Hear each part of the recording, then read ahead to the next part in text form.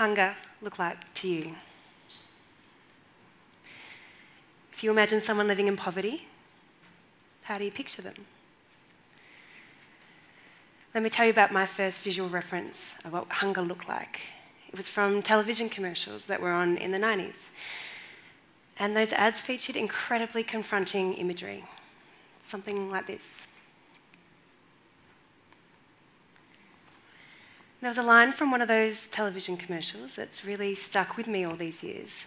It's from a conversation between someone who is considering donating to the famine and someone representing the charity. And they're going back and forth in a conversation, and at some point the person considering donating goes, "But the problem's so big. What can I do?" Even as a teenager, that line pinpointed the discomfort that I felt, and I still feel today, looking at images like this. I feel guilty, shame that I'm not doing enough. And while for some people those feelings might inspire action, for me it's very different.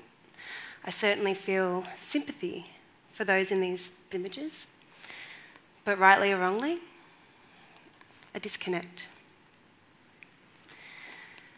My family sponsored several children when I was growing up, and the communications through these programs inspired an incredibly different response from me. I was reminiscing about it during the week with my sister. A couple of times a year, a letter would arrive from the organisation giving us a progress report on the children that we were sponsoring. Now, I can remember opening up these letters, taking out the photograph and just poring over them, almost trying to put myself into the photograph. I would look at the expressions on their faces, the environment in which they were standing. Now, being the daughters of two school teachers in a family of school teachers, we also got a really strange bit of joy looking at the school reports, comparing the classes that they were studying, the grades that they got. To me, these letters were like a perspective package, and this experience allowed me to feel connected, to feel empathy. Now, that empathy inspired action in me, and I became interested in international development, and that journey has somehow led me to be standing on this stage to be talking to you today. I guess these two experiences are my personal experience of the difference between empathy, images that evoke empathy, and images that evoke sympathy. One of my favourite authors is Brené Brown, and she researches a whole range of human emotions. And she says this about empathy and sympathy. Empathy fuels connection. Sympathy drives disconnection.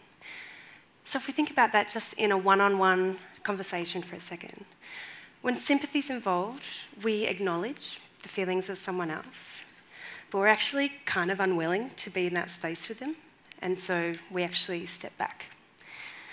We kind of see it unable for us to help.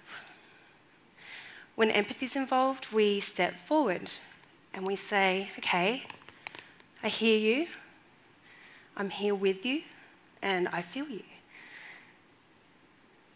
Brown says that to feel empathy, we have to be vulnerable, and we have to go inside and find something in there that knows that feeling. It can be uncomfortable, but it can be incredibly powerful. I'm up here today because I think that photographs and stories that remind us of the things that we have in common, our thoughts, our feelings, our emotions, our worries, help us to see the world through the lens of empathy.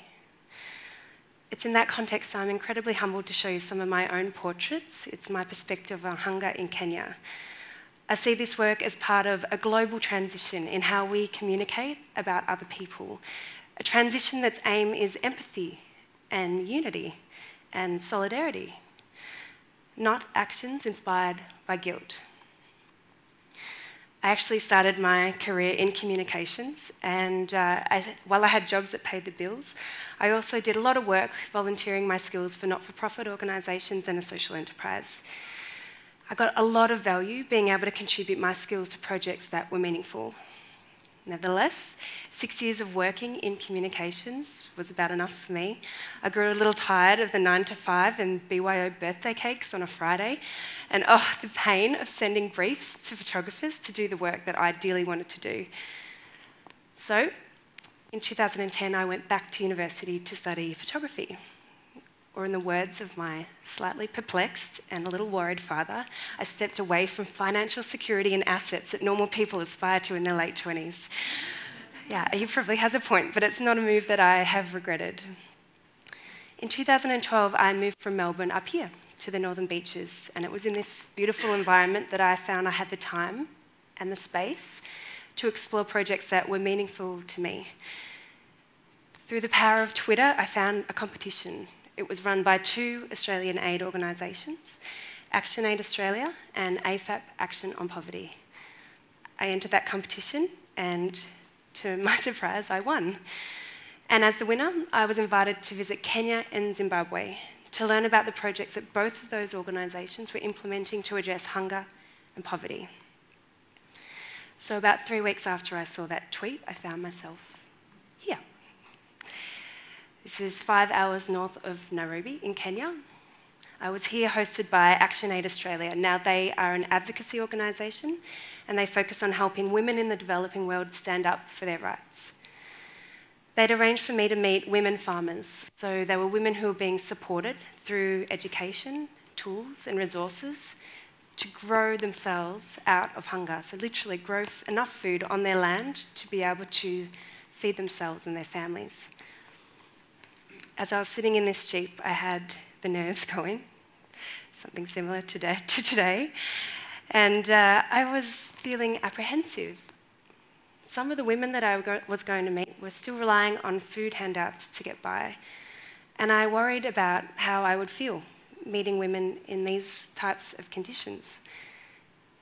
Before I went on the trip, someone said to me, "So Lani, you're going to photograph the poor people?" Like, okay, I'm already feeling apprehensive about this journey, and this comment certainly didn't help my nerves, but I'm incredibly glad I heard it. Because in those words, I recognised that same feeling that I'd felt looking at those TV commercials. It came from a place of pity, of disconnection, sympathy, fueled by a stereotype of what it means to experience hunger and poverty. Meeting these women allowed me to see beyond the stereotype. Hardship beyond my comprehension was part of their story, but it was just that, just part of their story. Their story was also one of strength, determination, resilience. It was one of relationships, laughter, family. These are the stories that I connected with them on, and the stories that I wanted to share with you today.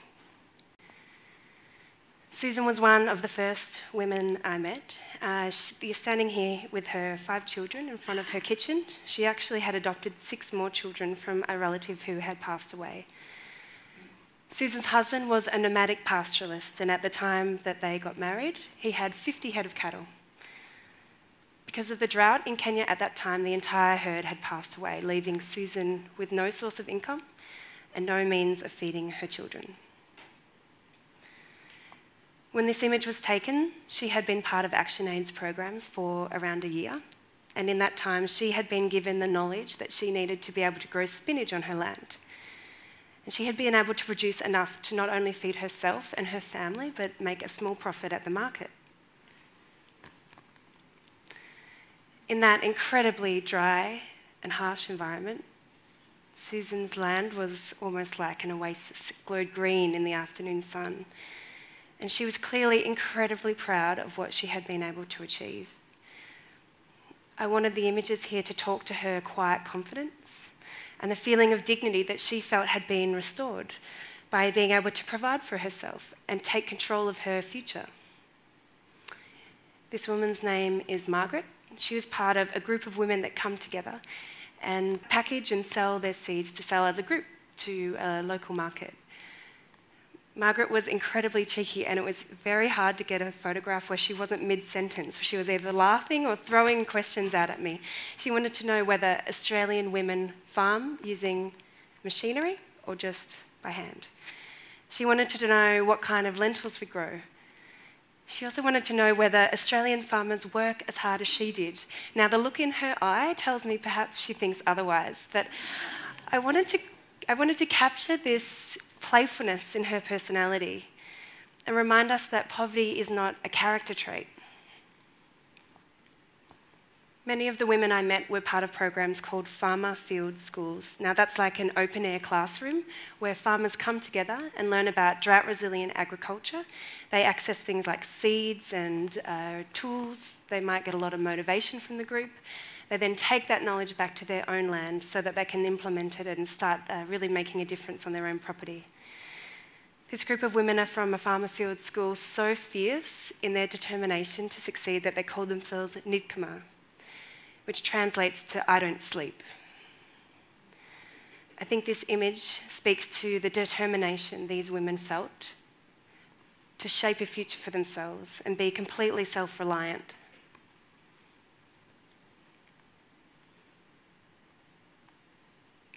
I met Jemima on one of my last mornings in Kenya, well before 7 a.m.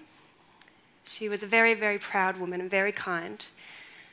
She took a lot of pride in her appearance, and I wanted to show that that was important to her and subtly tease ideas that we have about how someone might look when they're experiencing hunger and poverty.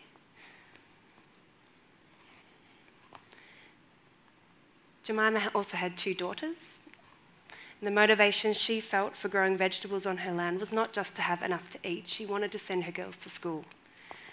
It wasn't an opportunity that she'd had when she was growing up.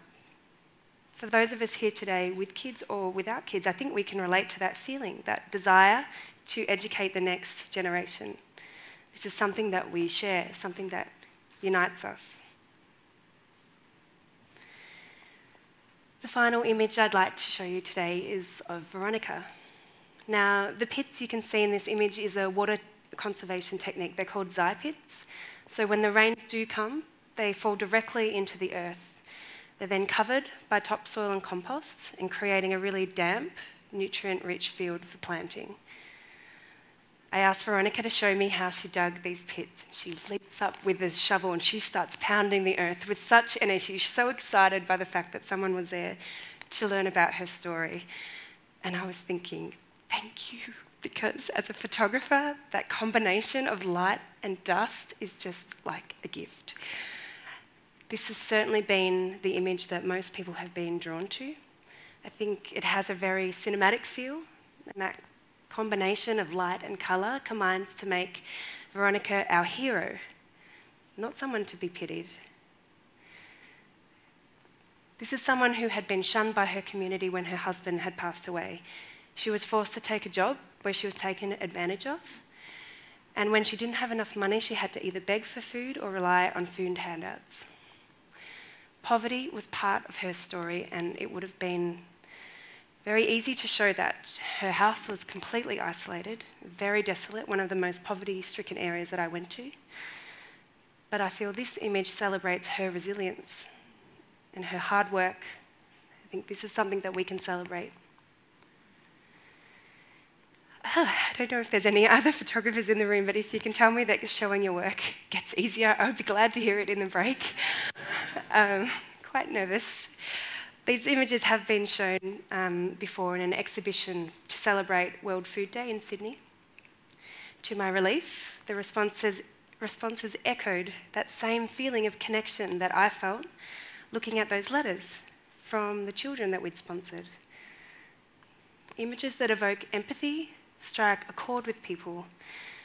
One woman who was at the exhibition said to me these portraits made her stop, think, and for the first time just talk about long-term solutions to hunger. I hope they do the same for you. Visual storytelling is like delivering a perspective package, and these images are my perspective on hunger, inspired by the women I met in Kenya. But they're just one of hundreds of perspective packages out there. And the best thing about digital and mobile technology is that people can tell their own stories. I encourage you to seek them out. Please find stories that evoke empathy, for you, whether it's something as global as hunger or something really small in this community, right here. One story is important, and multiple stories frame our understanding of an issue, but stories that evoke empathy, they remind us that we're one, and they allow us to see the world through a lens of kindness and compassion. Thank you.